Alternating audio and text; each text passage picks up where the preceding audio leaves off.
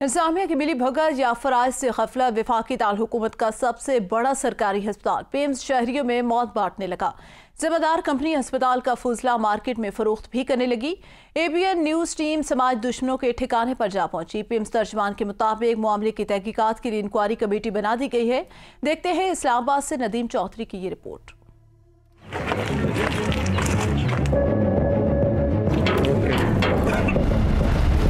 ये सारी प्लास्टिक की बोतलें हैं।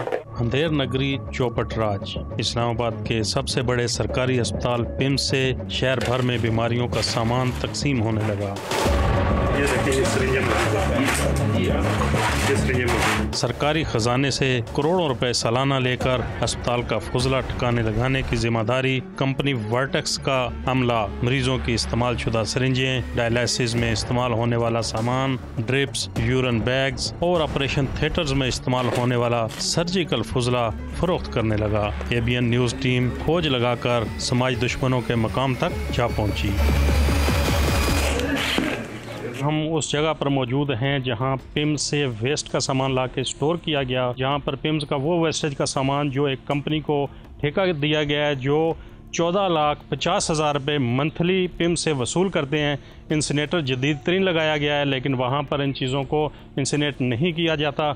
हमारे कैमरामैन अगर आपको दिखा सकें, आप ये देखिए, ये वो सिरिंजेस हैं, ये वो चीज़ें हैं जिससे हेपेटाइटिस B और हेपेटाइटिस C जैसी बीमारियाँ फैलती हैं। इस मौका पर पिम्स यूनियन के चेयरमैन कमर गुजर का कहना था कि समाज दुश्मन अस्पताल का फुजला धोकर दोबारा मार्केट में फरोख्त करते हैं जिससे बीमारियाँ आम हो रही हैं। अफसोस की बात यह है कि हम हॉस्पिटल जाते हैं दवाई लेने के लिए, तो हमें नहीं पता कि हम वहाँ से कौन सी बीमारी लेके आ रहे हैं, कौन सी किस्म की मौत लेके आ रहे हैं।